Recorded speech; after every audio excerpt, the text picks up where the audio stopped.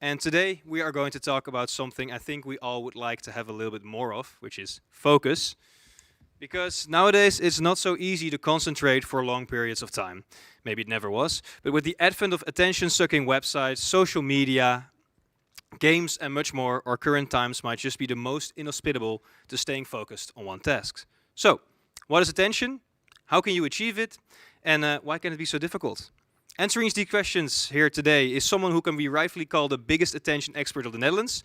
As professor of cognitive psychology at the Department of Experimental Psychology at Utrecht University, he has been looking at this topic for a very long time. And moreover, he has written multiple books on the topic. Please welcome on stage Dr. Stefan van der Stigchel.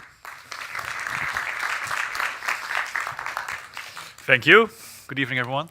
Attention and concentration. So the Oscar show was just very recently and reminded me of something that happened a couple of years ago. So don't know whether you know this guy, you probably don't, but he's called Brian Cullinan. And Brian Cullinan works at PricewaterhouseCoopers, and he had a very important job that evening. He was responsible for handing out the right envelopes to the right announcers. And he was very proud of his job. He was tweeting about it the whole time. Look, I'm heading towards the red carpet right now. And he was tweeting about it even backstage. He's like, look, Emma Stone, she just won Best Actress. This particular moment in time, Brian makes a huge mistake. And the result you can see here. He hands out the wrong envelope. The Academy Award. This person knows it, doesn't know what to do. For Best Picture. Sweating. Oh, you say it. Come on. La La Land. No, it wasn't La La Land. You may remember this, but it took quite some time. I think the acceptance speech was already ongoing, and they were interrupted saying, no, there was a mistake. It was another movie. It was Moonlight.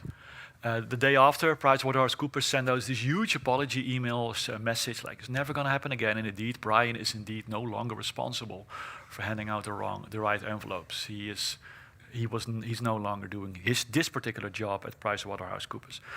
I think that if he would not be tweeting the whole time, this mistake would not have been made. Something so easy as handing out the right envelope to the right moment in time, to the right person, which is not rocket science, can go horribly wrong if you're multitasking the whole time.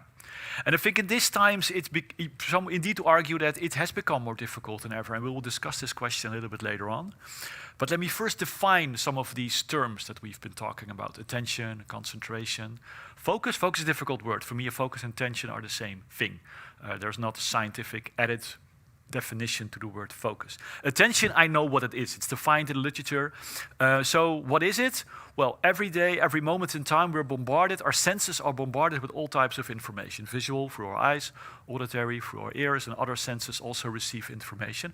And our brain cannot, and doesn't need to, process all of that information at once. Our brain has to select, and that selection of incoming information is called attention.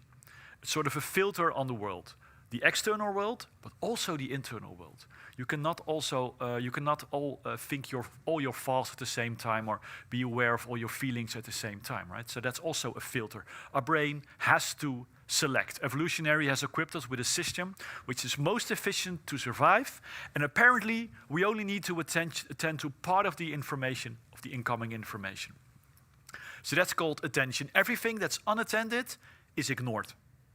And it's quite a strong claim, given some of the general thoughts by the audience, and until recently also in the scientific literature, that you can influence someone's decision by presenting them information that they're not aware of. That's not possible. You probably have heard about this Coca-Cola story where people were sitting in a cinema and a Coca-Cola was flashed very shortly, subliminally. People walked away and then the majority of them ordered Coca-Cola because they were just subliminally primed by that information. That story never happened. It's made up. It's just made up, and it has evolved into this, as we call it in Netherlands, broodje aap verhaal, fake news. And also it doesn't replicate. You might have read the book Thinking Fast and Slow by Kahneman. It has a whole book, a chapter on subliminal unconscious priming. Doesn't replicate. Right? You really need attention. If I don't have your attention, I can talk whatever I want, all the information will be lost. If I'm successful, you will be able to attend. We have an agreement here. I try to tell a good story, you try to listen. If that's successful, information will enter your working memory. If it enters your working memory, it can go to your long-term memory. There's no other route. So whatever Victor Mitz and all the other illusionists tell you that, oh, I have influenced your decision because of that poster. And everyone like, oh really? I haven't seen the, yeah, okay. But you were unaware of that? That's not true. It's all fake. It's probably mostly distractions. All these things determine the trick. Okay, long story, that is attention. Attention is crucial, attention is a filter. But attention is quite fluid. You're easily distracted, right? If something happens in your environment that is new, this will automatically capture that attention, that filter of attention, and attention will go there. That's normal. That's what we need. From an evolutionary point of view, we need if someone enters the room, hello, perfect, that's perfectly timed. That is exactly what I needed, thank you. So all your attention is now captured, and it makes sense, right? You are very nice people, so this is not dangerous at all, but it's important that if something appears in your environment, it might be important for you. It might be a tiger entering the room, but it would also be a notification for a new cat movie, right? The brain doesn't know the difference, but if something happens in your environment that's new, captures your attention. People say, I don't want to be distracted. In a sense, you want, because distraction is crucial. In traffic, if you're on your bike, I hit a duck last week. Yeah, I'm still feeling, he walked away or she walked away and said quack, so it's probably fine. But it was so well camouflaged, I didn't notice it. I still feel very bad. Preferably, I would have heard the word quack earlier, would have captured my attention and would be able to avoid him, right? So this could be a young kid as well. So preferably you are distracted by things that might need your attention. So distraction is important, except it has to do with the right type of distraction. So because attention is fluid, means that concentration is difficult. So what's concentration? Sustaining that attention for a longer period of time on something. That's complicated because attention is fluid, right? It's quick. It's captured by external world, but also the internal world. Even now, there's been very little external distractions. We have designed a room for you to listen to me. I don't know what happens in you internally. Perhaps you didn't eat and you're hungry. Perhaps you're sad because of something that happened. You have pain. Like all these things are also internal distractions, right? And probably already in the couple of minutes that I've been talking, your internal attention has wandered. And you said, no, I want to listen to this lecture. I'm here for a reason. You've decided to bring it back. So distractions, externally, internally, make concentration difficult. It's always been difficult. But perhaps in these times, it's become even more difficult. So if our concentration span has decreased, that's a problem, right? It's a problem for science, but for art, but I don't know, whatever type of work you can think of. I don't know if there exists a work where you don't need to focus for a couple of minutes straight ahead. So yes, it's problematic, but also for learning. A lot of you are probably students. And we know that information is stored less well during periods of distraction than when you're able to study without any distractions. The brain areas involved in information storage, such as the hippocampus, are simply less active during periods of distraction compared to during periods of focus. So concentration is crucial. But our struggle, the competition for our attention is fierce because all these companies, they know they have to capture your attention and only one message can be attended at a time. You can only attend to one thing at a time, which means that at this particular location, the competition for your attention is fierce. I think we have less situational awareness than we used to have. It's more personal observation. But if you look at traffic accidents, it's actually quite a scientific fact that these increase. And the vast majority are due to distractions. I think we have less situational awareness. We're on our phone the whole time. We overestimate how much we can actually pick up from the world around us. I've been traveling quite extensively in the last couple of weeks. I've been in airports and train stations. One thing that I've noticed, in the US it's even more than here, everyone is on their phone the whole time. I was looking in the airport, and I think 99% of the people were looking at their phone, even when they were walking and talking. It still surprises me a little bit.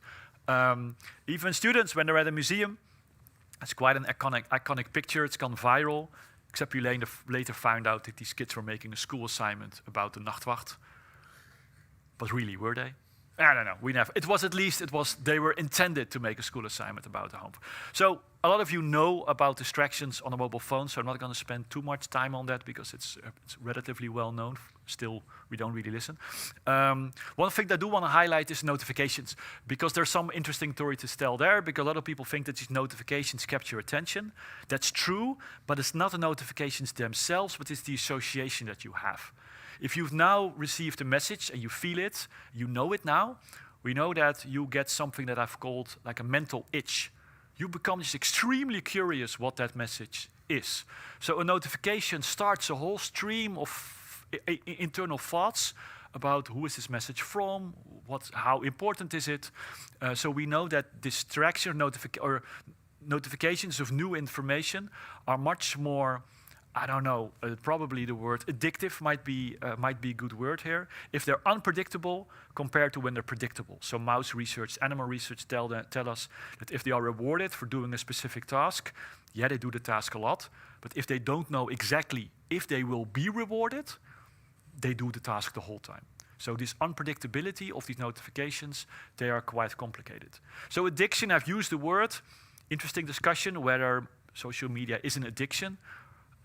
Some people want to restrict that to intake of some like stoffen, some like addiction to, I don't know, substance. Thank you very much. Thank you. We have a good audience. I was trying to see whether you're still paying attention. But if we find gaming an addiction, then I don't know. Social media might for some people also be an addiction. So yes. So please. Be careful about your notification, because our brain is so fond of this new information, you cannot stop that mental itch. Everybody has it. We can see it in a lab. We have participants do a complicated task.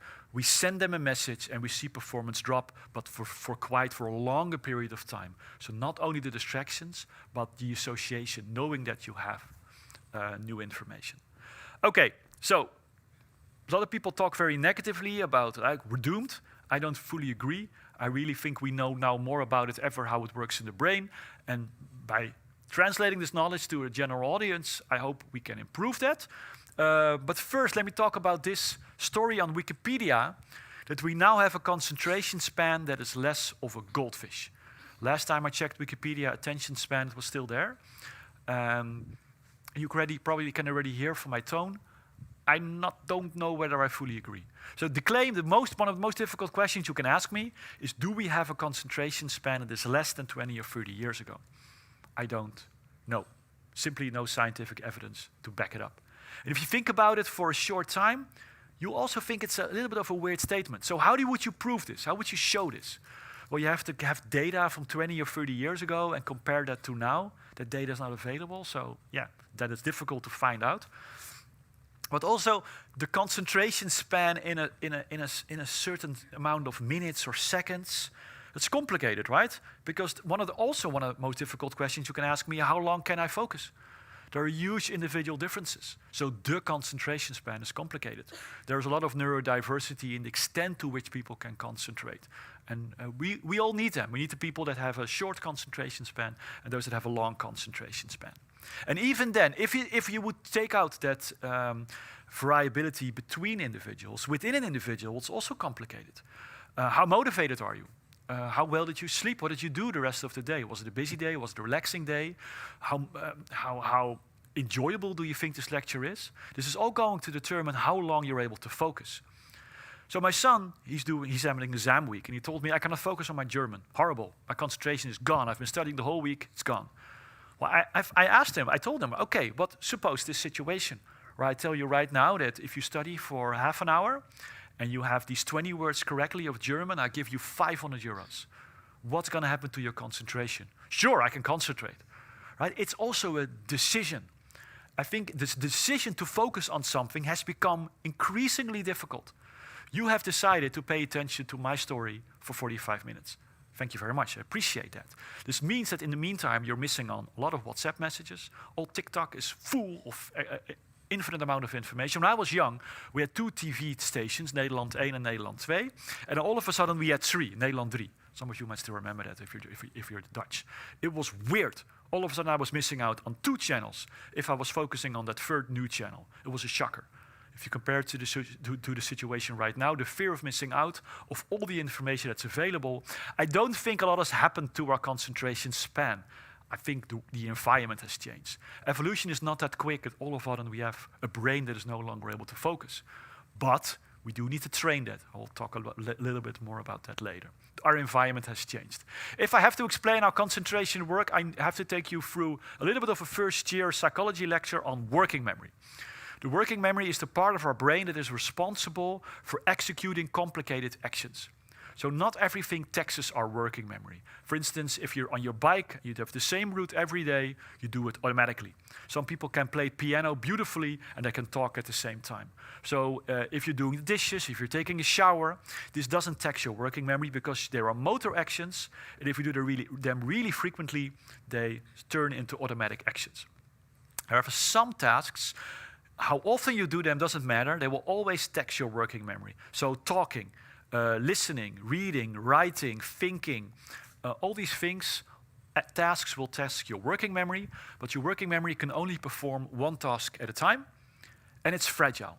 If something happens in your environment, you need to select that information, you need to pay attention, and your working memory is empty.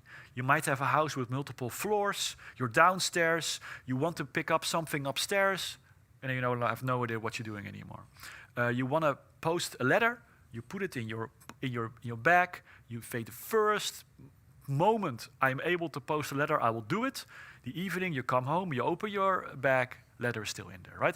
Because a lot of things tax our working memory, information can be easily gone. So you could compare the working memory to like a workbench in which there's material to perform a specific task. If you then need to switch to another task, you have to get all the old material off the workbench and you have to have new material on the workbench. This takes time, something we call switch costs. So switching between tasks takes time. You're more prone to making errors because there might be material for the previous task on the workbench left, especially if you're switching too rapidly. And it's tiring, it's a mental effort. It takes cognitive resources to switch from one task to the other, to clear the workbench and to get new material on the workbench. So multitasking does not exist. If you define it as doing two things at the same time that both require working memory, that's not possible. Then you're switching between these two things. That's not always a problem. I'm not saying you should never multitask, right? In some situations, it might be fun to multitask, might be necessary. If you're making a dinner, if you've got small children running around, you might pay attention to what they're doing while you're making dinner. That's multitasking, but it's quite efficient. But it takes time. It will take longer for dinner is ready. Might be less tasteful. You might be more tired, but it was optimal. But in many situations, in which you're studying, you're making a presentation, listening to me, multitasking might not be a good idea. By the way, males and females are just as bad in multitasking. It's also a general story sometimes people tell. Not true. There's not such a difference. So it doesn't mean that everything is multitasking. For instance, I can walk and talk at the same time. Walking does not tax my working memory. It's something I do automatically. Actually, I prefer that. If you would require me to stand still here, behind this desk, sometimes need to do that, and need to give my talk, my presentation from here, I would have a lot of difficulty. Because you might have already read me, I have a lot of motor energy. I have difficulty standing still. For me, of all the people in the room, I have the most easy job, for me. Because if I were you, I'll have difficulty sitting still. And some of you I see already also have that difficulty, while other people are sitting there very relaxed with a low motor energy. They're fine. But for some people, especially if you're in the area of ADHD, they have difficulty sitting still. So what happens to a kid with ADHD in which you tell, sit still and listen? It's not possible. For them, sitting still is like a task. They have to concentrate, they have to sit still. And now they are no longer able to focus. So if you're busy like me, if you're a lot of motor energy, moving is actually a preferable way of concentrating. So it's not multitasking. And still, we have the classroom designed in such a way that kids, with vast majority of them, have to sit still the whole day at school. And that's problematic if you have to move. My son has a lot of motor energy, so he was doing very poorly in his exams, especially at the lower school, the basisschool, the primary school. So he failed on his exams completely. And I thought he was a smart kid. So what we did, I saw him struggle. We gave him a watch to count his steps the day before an exam, 10,000 steps. So he slept well. Motor energy was out of his body. Then before he made the exam, he ran 2 times around the school. He had chewing gum in his mouth so that could relieve his motor energy. He was sitting on such a skippy ball, and there was something below his table that he could bump to. And then his exams were, all of a sudden, his grades were good. So he needed all that in order to be able to focus. So that's not multitasking, but it does explain a lot of the individual differences. Some people recognize this story, perhaps. Some people don't. And it was COVID times. I had difficult because I had to sit still and look into a webcam because people had to see me, apparently. And I look at my colleagues on Zoom, and they were sitting, some of them were sitting completely still. I was like, are they even alive? They looked so, and I was, I don't know, breaking pencils, standing up, moving the whole time. So yeah, that explains a lot of these individual differences. And I think it's important to acknowledge that those people might be in your family, those people might be in your company, might be in your study group, might be you. And it's good that I think that we talk about this. Okay, stress system. Yeah, so in the Netherlands it's weird because you're not allowed to hold your phone while you're driving and talk, while you are allowed to have wireless by the Bluetooth. That doesn't make sense, right? It's the talking that makes it multitasking. It's not the holding the phone. Of course, holding the phone makes it more easily detectable, but instead of multitasking, it's actually the same, right? So here's one for you. Let's see whether you're awake. Whether you're paying attention. I think you're all paying attention, but whether you want to... so this is an exam question I sometimes ask first-year psychology. Why is it not a problem to have a phone... why is it a problem to have a phone conversation? Well, it's not a problem to talk to someone that's in the car for driving. Why is this dangerous, Bluetooth, and why is it not dangerous to talk to someone in the car? Who wants to try? Yeah, what do you think?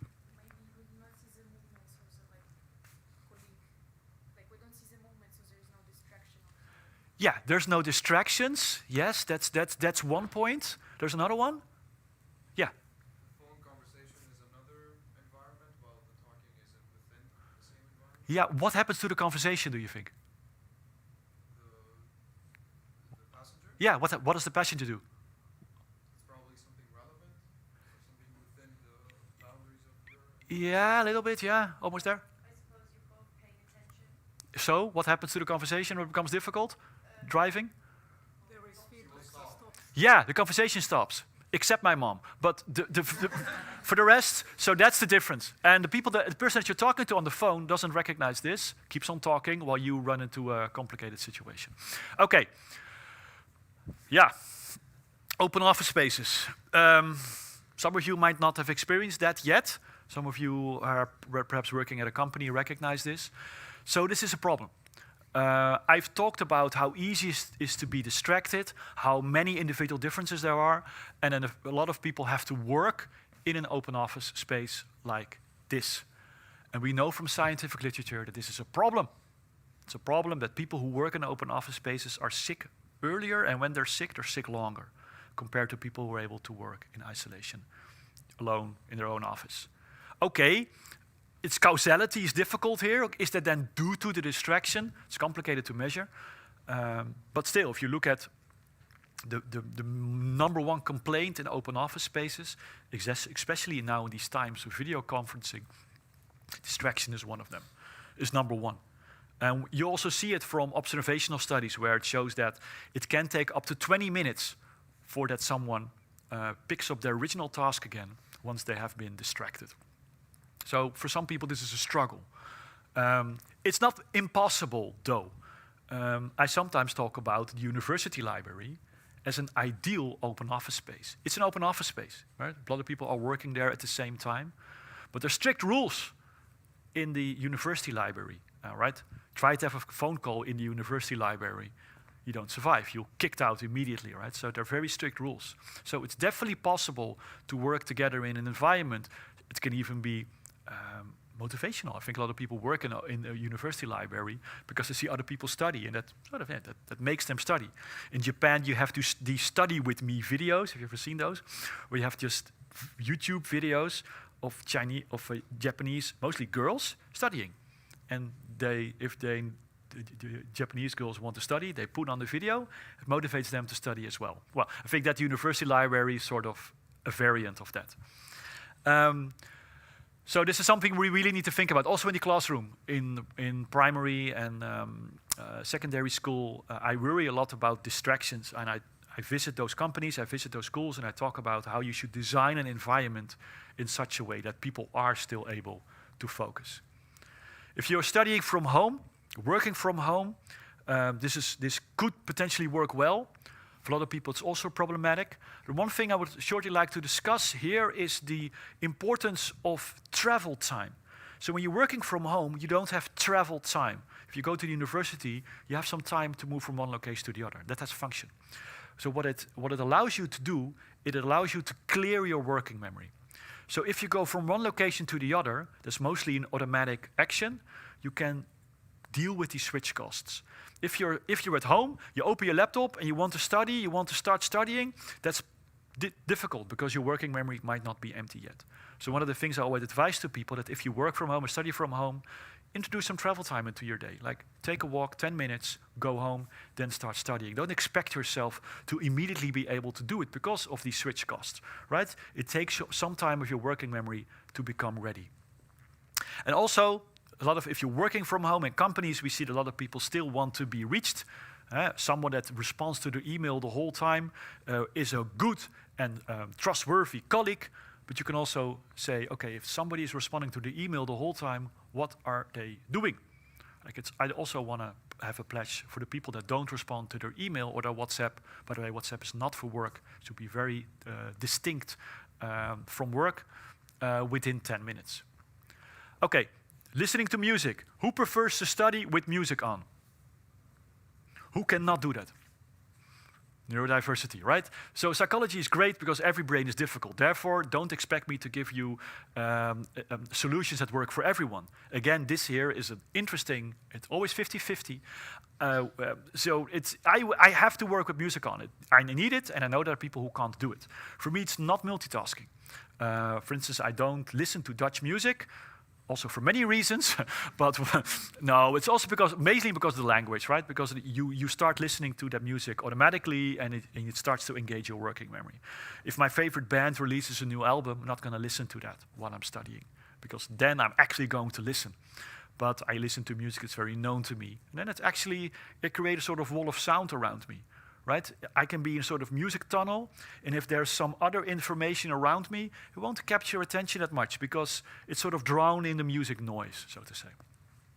Okay, and then how do you improve your concentration? Can you train that? Well, it depends. I make the analogy with the muscle. So I always say attention is like a muscle. If you haven't trained for a quite period of time, you will lose some of your power, but it doesn't mean you'll be able to get back to your old level, right? If you haven't trained in a while, your muscle power will be less, but you're able to pick it up again. And also, this is a nice analogy because it talks about individual differences. Some people are just built not to be bodybuilders. Tell me all about it. And some people are built from nature to be strong. And also think for attention, it holds that some people are just how they're born, genetically good in concentration, and some people might be less able to focus. But I think we can all try to be as strong as possible, perhaps, in our concentration. There's a third reason why the analogy is nice, is the fact that if you train your arm, your leg doesn't get stronger. And the same holds for concentration. If you want to read a book again, you have to start reading the book. That doesn't mean that you will automatically become better at other types of concentration as well. It's very task-specific. Your training doesn't generalize. Therefore, there's not one training program that will generalize, it will make your concentration better all over different domains. There's one exception. There's one exception of a training protocol, and I don't have any stocks or shares in that company, because it's not a company, that I think the scientific evidence is strong enough to claim that it's good for your concentration and focus. And that's mindfulness. Mindfulness and meditation, I'm going to put it on one pile here. We can talk about that later if you want to. Although I'm definitely not an expert in that particular field. But I find the scientific evidence quite convincing. And if you think about it, what it is, it actually makes sense that it's a concentration trainer. Right? So what's my definition? I think we can all agree on this simple one. You have to pay attention to something in the internal or the external world. And the moment you notice that your attention starts to wander, you try to bring your attention back to your original task.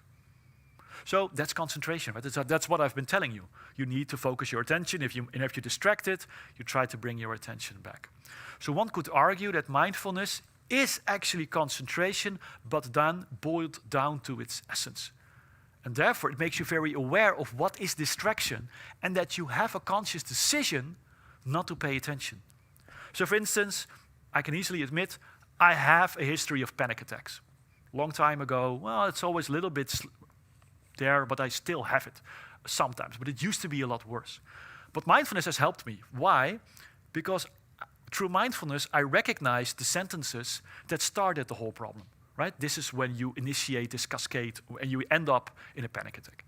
So for me, I started recognizing those sentences and I was like, I can consciously decide now not to pay attention to that and focus on something else. So this meta view on your own internal thoughts is useful because these are things that are also going to distract you while you're concentrating, while you're listening, while you're reading. And sometimes it's not possible. When you're in extreme pain, it's easy to say you have a conscious decision not to attend to it, right? That's complicated, I know. But in some situations, mindfulness learns you that you have, in some situations, a decision not to pay attention, not to continue, not to let it grow, that attention, but distract it and focus your attention on something else. And that's what this mindfulness, if you have some experience about this, you might recognize this generalizes to other situations. And then, good sleep. It's a little bit of an open door, but I have to kick it in, because we do know that we sleep less well, and we sleep shorter than, 20 or 30 years ago. That's been steadily decreasing. A lot of it has to do with social media, not with the blue light emitted by the mobile phone, by the screen. There's a lot of people think the smartphone emits blue light, but it's not a lot. Doesn't keep you awake. It's the social media that keeps you awake, and they are built to engage you as much as possible, and that the difference between where you are and where you should be going is simply too large. So, can you then read a book or watch Netflix? It depends. It depends on what it does to your arousal. Right? Once a month, I play pop quiz. I think I know a lot about music, and I always discover that evening that that's not the case. But I find it very amusing. I'm with my friends. We're listening to music. We're talking about music. We're in a nice location. I know that when I come home, it takes up to 1.5 to 2 hours before I fall asleep. I'm just too excited. When Feyenoord plays, same thing, right? It will keep me awake, especially when it's late at night. I know I won't fall asleep easily. So all these things determine, we know that the number of reruns of Friends actually increases shortly before people go to sleep, when it was still on Netflix. So people find these things predictable, they fall asleep easily. So that's a good way actually to increase your sleep if you have difficulty there. And then, periods offline, because how interesting a book might be, we all recognize that point that your eyes go over the text, but there's no information intake anymore. And just like, because I supervise a lot of students, and some of them tell me, well, I have this little house, it doesn't have Wi-Fi, my aunt has it in Drenthe, and I'm gonna go there, and for 2 weeks, and I'm gonna finish my thesis. It's always a little bit of a disappointment, right? They come back and they say, have you done a lot? Yeah, but not as much as I expected. Because this is also an illusion, right? That we can focus for infinitely. Just like my iPhone at 11 o'clock in the morning, the battery is just sometimes dead. And we need to recharge our battery, even during a day. We don't have infinite amount of energy that allows us to focus for hours and hours and hours. And this has to do with the arousal curve. So on the x-axis, you see the level of arousal, on the y-axis, you see performance. You might know this part, right? When you're very aroused, when you're stressed out, you're too energetic, you have too much energy, you're stressed, too stressed, you start making mistakes. Whereas on the left as well, when you're under-aroused, when you're tired, when you're not motivated, you also start making mistakes, you become more prone to multitasking, you become more tired, and you run into a negative spiral. So ideally, you bring your level of arousal up to your individual optimum. How do you do that? Well, if it's possible, you should take a break when you notice that, and then not a break interacting with social media or other attention-grabbing information, because then your attention still doesn't take a break. So we know from scientific studies that if you take a break in nature or with other relaxing environment, you're able to better focus compared to a situation where you are in a busy environment. So we now have a ban on smartphones on high schools in the Netherlands. I'm very happy with that, but they should also be banned during the breaks, because this is the time when they should go out of the school and do something and don't interact with their mobile phone, because then they really are ready for their next class. I like these graphs. I make them myself also to, organize my day. And I'm sort of inspired by this book, Daily Rituals, Daily Rituals, I think is the book, Dagelijkse Rituelen in Dutch. And they look at how geniuses spend their day. And this is nice. It's Darwin, and they have the same program each day, their same rituals, and there are always a lot of walks in there, in nature. So Darwin starts with a walk, just shortly before lunch is another walk, and they have a third walk during the day. But also notice how he organizes his day, like dedicated blocks of focused work. And that's of course ideal, right? Ideal, if it's possible, you should organize and plan your day such that you combine these blocks of concentration with blocks of focus, and you protect those really well, preferably. I know it's difficult, but that's it. This is ideal, because then look at Tchaikovsky. Tchaikovsky only composed for 2 times 2 hours a day. You might think, oh, he only has a 4-hour workday. But still, think about when you concentrated 4 hours a day for the last time. It's quite complicated. And again, this long walk after lunch, long walk. And then Beethoven. Beethoven was really special. He could compose for hours and hours and hours, but he needed a long walk in the evening. Always carried a pencil and a couple of sheets of music paper in his pocket. And I'll come back to that later, why he did that. But also look at his breakfast routine. He determined that there should be 60 beans per cup, and he often counted them one by one for a precise dose. This is something that I've been calling an attention ritual. It's something you do to clear your working memory before you start a period of concentration. So when you have a difficult exam, what I sometimes advise students to do is to perform in a process I call cognitive offloading. It means that I want you to write down everything that's still in your working memory, all your worries, all your thoughts, put them on paper, and so get it out of your internal system, in your internal memory, and put it into some external memory. Scientific evidence has shown that people are then better to focus than when they are left alone with their thoughts, because then these thoughts will still disturb you while you make this exam. Okay, so what happens in your brain when you're not actively engaged in the task? What do you do if you asked to do nothing? So this was discovered by neuroscientists in St. Louis, and he put people in the scanner, and he didn't give them an active task. He just said, just lie in the scanner, we'll see. And what he saw is a certain network of brain areas. He coined the default network that becomes active when you're doing nothing. This is a bit weird, but the brain never does nothing. There's always something happening internally, and this, he coined it the default network. And as you can see, that's the different brain areas and the brain areas involved in full focus, so that they're not overlapping. And this is interesting. So you could argue that you're either in one of these two states.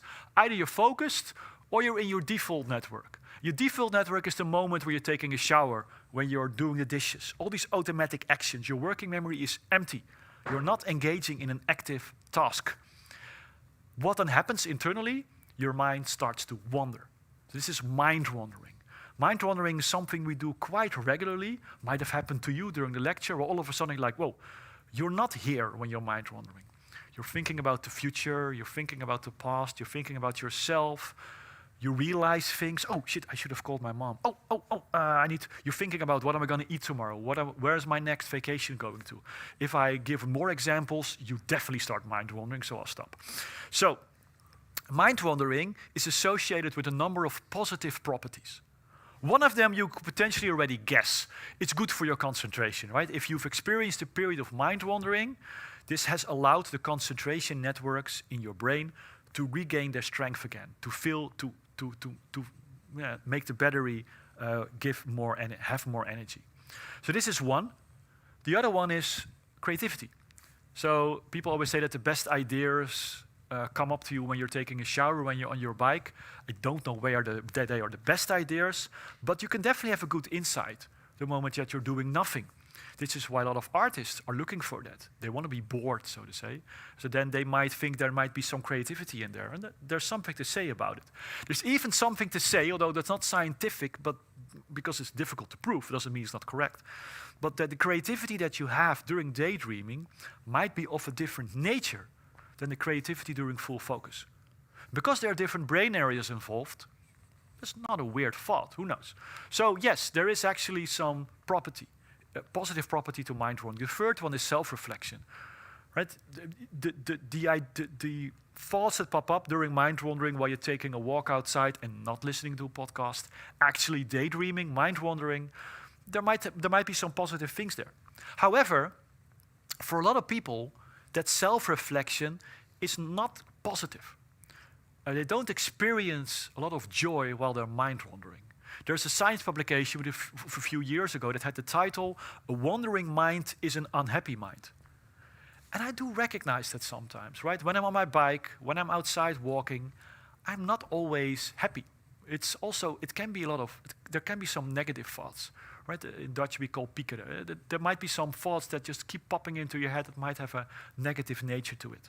So I think that's one of the reasons why a lot of people, while they're waiting on the bus or while they're standing at the supermarket waiting to pay, they pick up their phone. Because now you're not daydreaming anymore, right? You're not mind wandering anymore.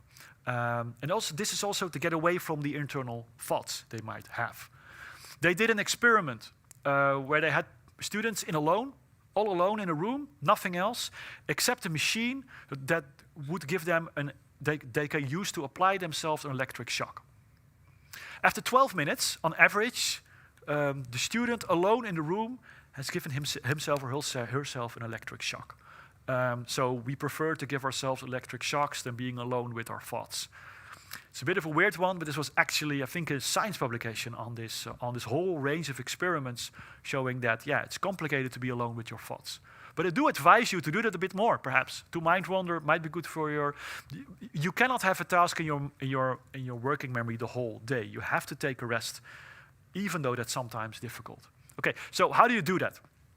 A lot of the times, I think, we just pick up our mobile phone or a smartphone without thinking about it. Not all of our actions are extremely conscious, right? We sometimes just do it because that's what we do. There are our rituals. They're just our habits. Habits is a better word here. So how do you make sure that you don't automatically perform the habit? Well, you start to create a distance between yourself and the habits that you don't longer want to perform. So what do? Very easy. You pick up your phone. You have the social media, all the apps, you put them to the final, all at the end of your phone. You put your phone out, you put it below on your back, and you go out.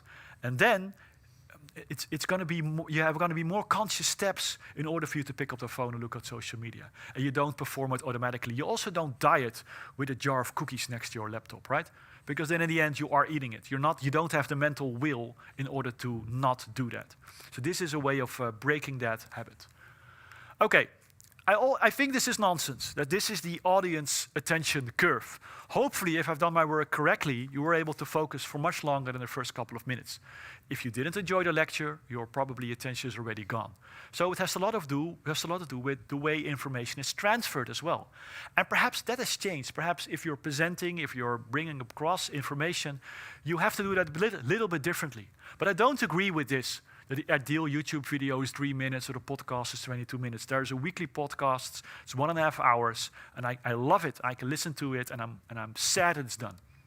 Because I enjoy listening to that podcast. Don't have problem concentrating. I cannot watch Netflix. I cannot do it. Because I have difficulty sitting still, and I don't enjoy fiction. It's just, I'm one of the guys that doesn't enjoy fiction. I'm sorry about it. But if some people tell me, I have concentration problems, but they can watch Netflix for hours. So in a sense, there is nothing really wrong with their concentration. But of course, you could argue Netflix is easy. But the way a lot of people now tell their story is just differently. If you look back at your childhood programs, extremely slow. Right? The way information is transferred has rapidly changed. And I like this analogy of the cheese platter, where if the chef has done his work correctly, at the end of the meal you're not hungry anymore. But if the cheese platter comes up and you like cheese, you keep on eating because there's a new taste every time. if that would be the same taste, you'll be bored and you will stop eating. So if you are conveying a message, if you're giving a talk, if you're giving a presentation, it's actually a nice analogy to take into account. To try to make sure that the audience is sometimes doing something different. I realize that I'm also not very good at that. I could ask you questions, I could give you more exam questions, we could stand up, do something engaging, but I am more of a storyteller. I'm not so good in this part. I still have to learn that. But good presenters are able to do this quite well, and then they can talk for hours and hours. Because I also have to fight, right? I have to fight to 45 minutes of lectures, 2 times 45 minutes. For one student, it might be too short. Other students, it might be too long. It's just difficult to know the exact time. Spotify has changed the music, right? We now start differently. The start of the song becomes more and more important because then the Spotify counter starts. We can learn from the gaming industry because children with ADHD can game just as long and good as children without ADHD. But what's so special about games? The continuous rewards that they receive, right? They are motivated the whole time to keep on performing. There's an overflow of sensory information which makes them focus. It's complicated sometimes not to focus on those games. Haptics, auditory, sensory, or visual senses are bombarded. And your performance is always staircased, right? If you become better in the game becomes more difficult. And this also, of course, shows that you're not under or over aroused while you are performing. So I don't think evolution is so rapidly that all of a sudden we have a brain that is no longer able to focus. Our environment has changed, but we have control over our environments. We can decide to ban smartphones from school.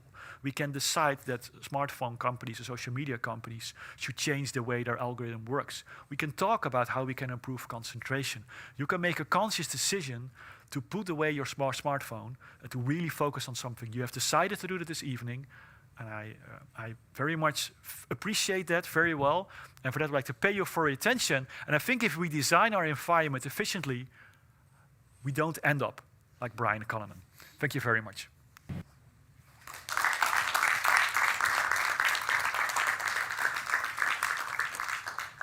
Stefan, thank you, and I hope somebody here learned something about attention. I had a first question before we can go to the audience, maybe about the idea of something like dopamine fasts, right? You heard a lot nowadays that maybe we're using TikTok or Instagram all the time, and we should if we stop using them and we fast from all the dopamine, then we can concentrate again. What do you think about that? Yeah, so I didn't use the word dopamine for a very specific reason, because that whole dopamine story is so simplistic told that it's not true.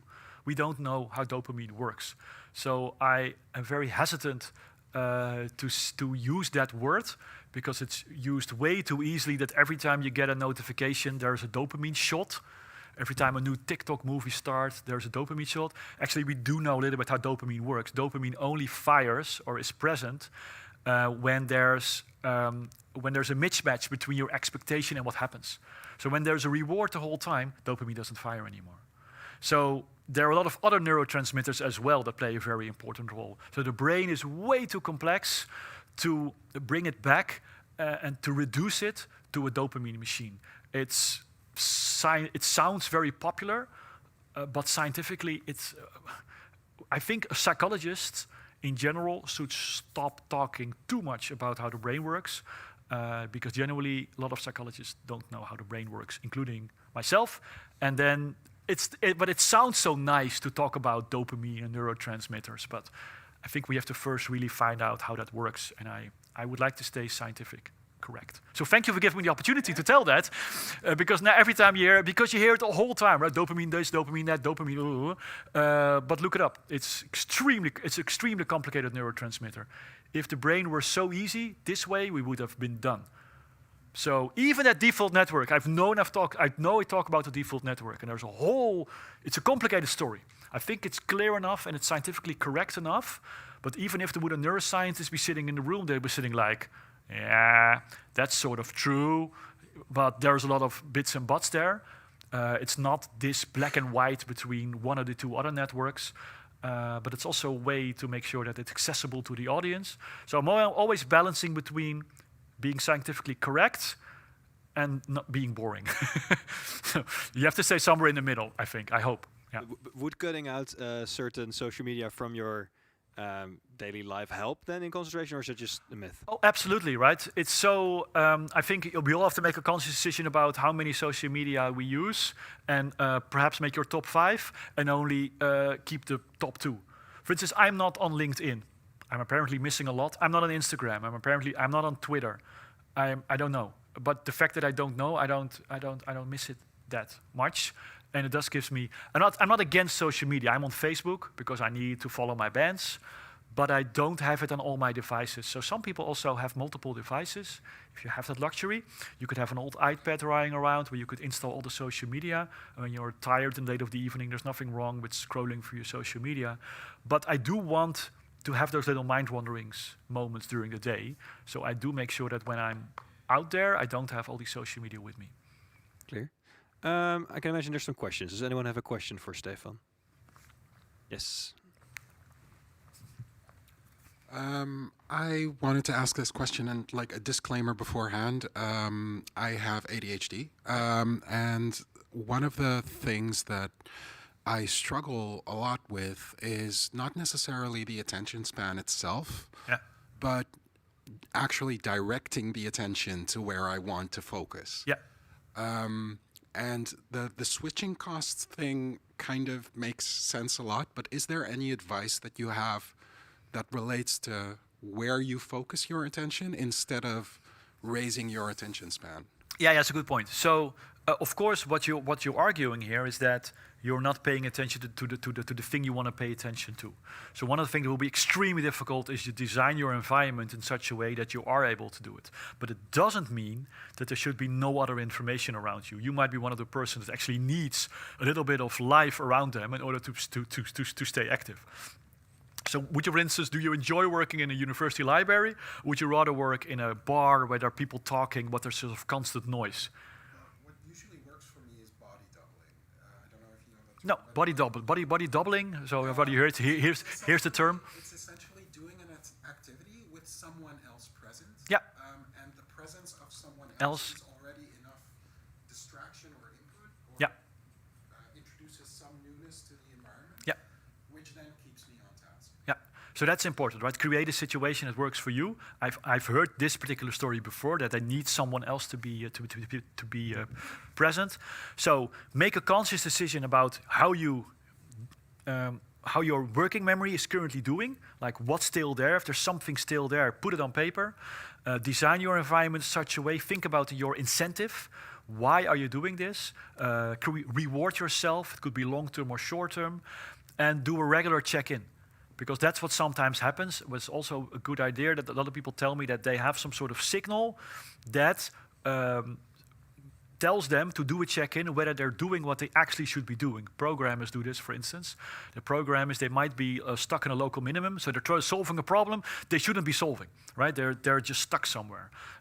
So this could be something that you put on regularly, where you think about, okay, am I still doing the right thing, or should I switch to the thing that's back on track? So that's something that's also an advice I've heard. Motivation and tracking your progress while you're doing the task. But good luck. It's just complicated. Right? It's complicated for everyone. Might be more complicated for you than on average. But I think it's important for everyone to realize that. So, for instance, mindfulness. 10 seconds. If you close your eyes and count to 10 seconds without having any other internal thought, then you already notice how extremely complicated it is to focus for 10 seconds on something, right? Because for your internal ego already starts. So accept that as well. Part of it is also acceptance. It's complicated for everyone, and I think that's, I don't know, a bit of a relief, perhaps. Yeah. I was wondering what you make of related to this, of the idea that a lot of people have trouble reading books, and they're saying, like, when I was a child, I could read a book; it was very interesting. Why is that more difficult now, then? So for some it's age. So when you get a lot, so children also have difficulty because their threshold for distraction is changing. It's not that high, but aging also results in a lowering threshold. So for elder people, it might be complicated to focus for a longer period of time because that just becomes more complicated. I think reading is a great example because I think a lot of you would be arguing, I want to read more books. And I think if you make the conscious decision to do it, you will be able. It's just that when you're older, you've got so much other stuff going on, right? It's complicated to block out all of that. But again, if I would motivate you and say, okay, I'm giving you €1,000 if you read my book before next week, I think everybody will read the book. Nobody would have trouble reading the book. So I'm sort of prone against the idea that we have difficulties. It's just the conscious decisions to are we still willing to make that decision? So, for example, like a book challenge where you say, I'm going to read 20 books a year, that could help you for the minute with the motivation to do. Yeah, but if you're not motivated, so for instance, I'm not a bird lover. I don't hate birds, but just don't have any very positive feelings about birds. I just hit a duck for a second. Although I still feel bad about it. But if I would be walking with you and you're a bird lover, you'll be looking at birds the whole time, and after a couple of minutes, I'll be already like, I'm out. I just cannot keep that doing. So motivation and fascination is going to be key there. So the book challenge, it's great, but if you actually don't enjoy books, or you pick 20 really boring books, we'll have difficult. But if you're a book lover, then 20 books is easy. So motivation is actually everything, I believe. Clear. So if you have difficulty concentrating, one question you could ask yourself, I'm not saying you should do anything, but I'm not one of those self-help types, but you could ask yourself the question, am I doing something that really fascinates me? If you have difficulty concentrating your job, do you like your job? Are you chosen the right study topic? Are you doing something that actually bores you? It's a potential answer, right? There are many other questions that could, but it's a potential thing to think about. Motivation, again. Clear. Any more questions? Yes. So how does feeling tired factor into this? Yeah, feeling tired is, there's a lot to say about that. So first of all, I've talked about the arousal curve. And when you're tired, one potential reason for that is that you have spent a day in which there are too many distractions. A lot of multitasking. So we know from a lot of studies that people have had a day where they're distracted a lot, they had higher stress levels, and they feel more tired compared to people who had not so many distractions. So when you work in an open office space, and you tell me that you're tired, I understand. So it's also how did you design your day, and were there enough moments during the day in which you have taken the time to fuel the battery again. So, for instance, I'm quite a workaholic, but I have experienced that these breaks, they belong in my day, and I protect them really well. So, for instance, if I design my day beforehand, I know that 2 o'clock I might have 45 minutes break. I might be in a meeting at 1 until 2, and I'm the person that says at 2 o'clock, I've got another meeting. It's a meeting with me, don't have to say that. But I protect that. Because what happens normally, you get a phone call in the morning, hey, can I talk to you? Look at your agenda. Yeah, 2 o'clock. No. Because that's the first moment you generally give up. So please, I would very much advise you to, if you design your day, protect that moment where you mind wander. Don't put on a podcast, but really let your mind wander. And I think those will hopefully be the days where you come home and you still have energy left. So you recognize that, or? Okay, yeah. Sleep is also, like caffeine, great in the morning. Think about your caffeine strategy. Because caffeine is a free doses of concentration. But if you do it too frequently during the day, it's actually bad for your sleep. And you compensate with more coffee and blah, blah, blah, blah. You run into a negative spiral. So caffeine is great. I don't use it. I don't drink coffee. But I do take a Coke. So there's a little bit of caffeine. But I sometimes plan it. When I have to do something really difficult, like finishing a book, take a cup of coffee. It works great. But I do it in the morning, because if I do it in the afternoon, I won't be able to sleep. But that's a caffeine strategy you could use. I saw some more questions. I'll work my way up. So I wondered, how do you reflect on the invention of the phone in its current form? Yeah. Including social media. If we have to adjust, what kind of policy, more an abstract matter? And what would be the consequence if we don't? Oh, those are very, very, very good questions. The way it's designed currently is, of course, such that is addictive. So actually, the tricks they apply, there are some people that say, well, they know more about the brain than the psychologists. No, it's all reward. A lot of it is reward. A lot of it is fear of missing out. The streaks in Instagram and such. And a lot of it is all sort of the promise of new information. And the fact that you're socially rewarded and get confirmation from your peers around you, right? So, but the way they've designed it, I think, is very well done. I think they know how the brain works. Again, it's not that complicated. I think we could all design an app that could easily do it if you think about it for long enough. But a lot of these things just hack into a part of the brain that we can simply not control. I've talked about mental itch. We all have mental itch. There might be one person in the room who might not have mental itch right now. A lot of you are already quite curious about what social media brings them currently, or do they have a WhatsApp message? So yeah, there should be regulations. There's actually already some regulations starting to take place. So the Green Party at the European Union, they have a new law prepared where they actually say that the automatic scrolling should stop, that the like button should no longer be allowed. I think we have to do it. One of the arguments you generally hear, especially like with young people, well, they just have to find a way to deal with their phone, right? So we just have to, we shouldn't ban them, we should tell them how to deal with it. I think that's a little bit naive. We've now looked at a generation that's grown up with the mobile phone, with the smartphone, and we know they really have a difficult time. For me, the right way of learning how to deal with smartphone, it's actually learning that during learning, it just shouldn't be there. And I think this holds for all of us. If you're working, if you want to focus, it's too complicated to deal with it while it's there. So I think we should really talk about areas like school, perhaps also work. When your work is very, I don't know, when you are working in a hospital or whatever, you really should think about, do you need to have your smartphone with you all the time?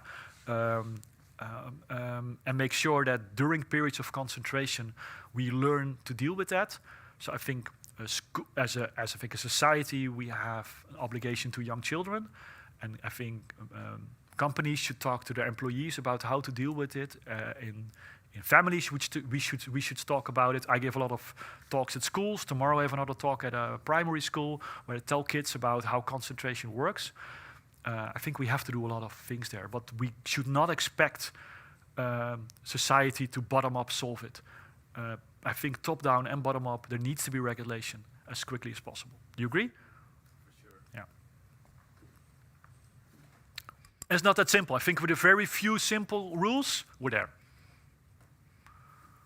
Hi.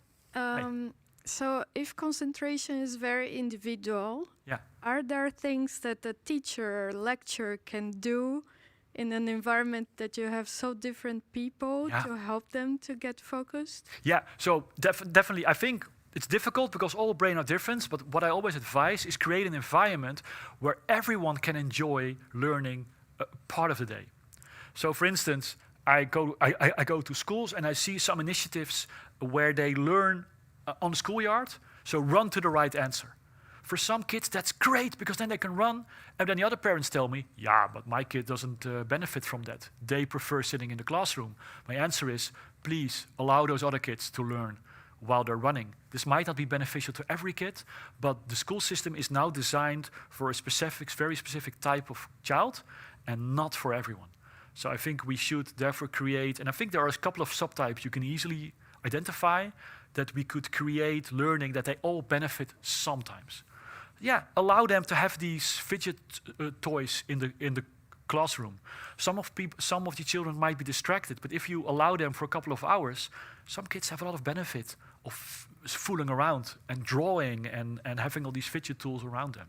So more variability, you cannot tailor to the individual, but you can tailor it to the individual groups. And those are relatively easily identifiable.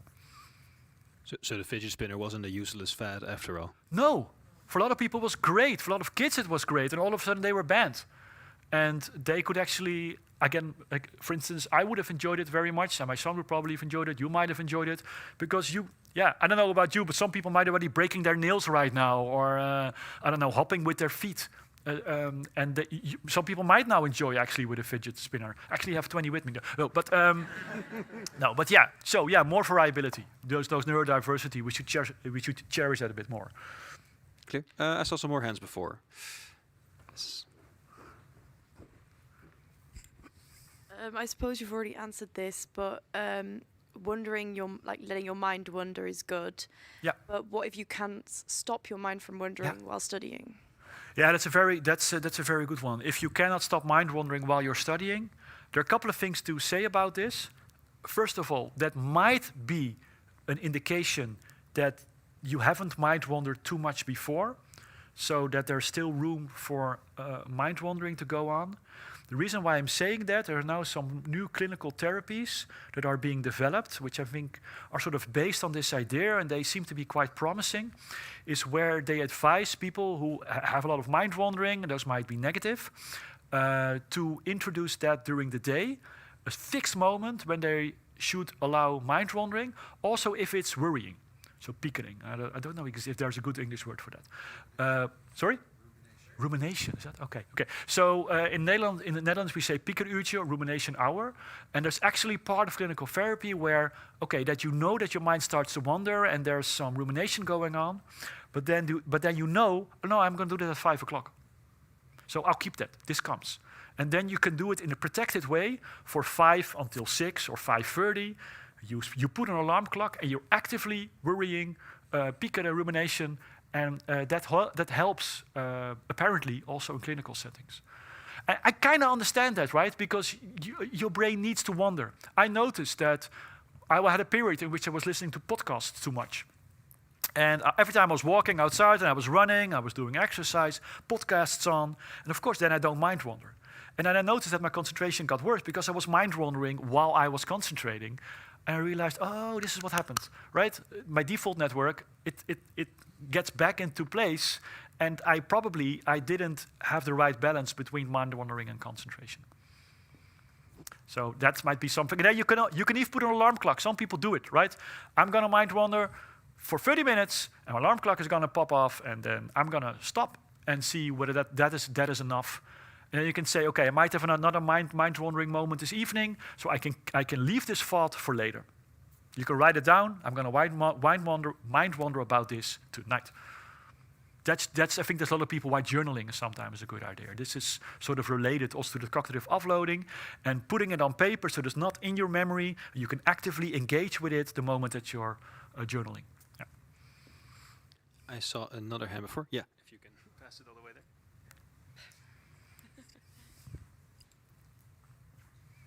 So my question is not really on the main focus of the presentation, but I just didn't. I need some clarification on the first argument you made about implicit influences, so priming. Yeah.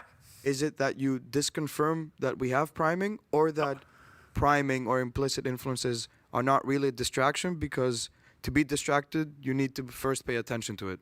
Yeah, so thank you for allowing me to clarify that. There's definitely, priming exists.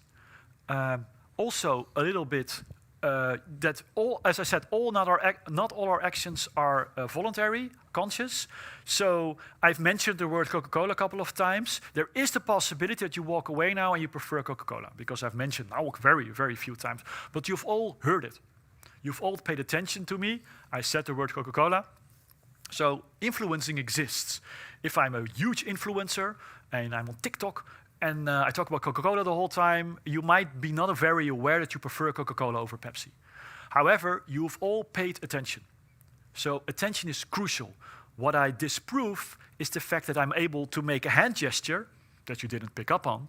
You walk away and you perform based on my hand gesture.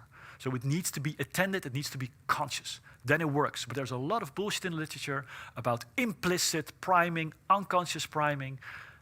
Attention is crucial, but then subsequently doesn't mean that all your decisions are conscious. So it's the input that needs to be conscious, the output is sometimes not conscious. Yeah, okay. Yeah. And Kahneman acknowledges this as well. He has a whole, he wrote a whole piece about why his book is partly incorrect. But they're still selling it. I don't get how that works, but yeah. Yeah. Any more questions? Yes. It's kind of to what he was just talking about. So with social media, sometimes we have these like kind of trances we get into where we're like scrolling for like an hour or something. Yeah. And I've heard a lot about like the negative influence, like for example, as a woman, you're scrolling and you're seeing like a bunch of beautiful women or whatever, and you're kind of taking that in. But are you saying that we don't take these negative influences in if we're like mindlessly scrolling, not really paying attention? No, we're not paying attention, and you just you sometimes are scrolling and you're mind wandering. So it's just like you're reading a book and your eyes go over the text, but there's no information intake. When you focus on something internally, there's not a lot of influence of what you see there. It's really the moments where you pay attention. That's when information gets into working memory. Working memory is the only system, part of the brain, that is able to hold the information active. It then can go into long-term memory. Sometimes it doesn't, but it's a necessary prerequisite for long-term memory is information to be in working memory. Information can only be in working memory when it receives attention. So if something is unattended, it's gone after like a second, because there's no system in the brain to hold on to it. So there's no like subconscious beliefs that you... No, it's not there. Okay. Yeah.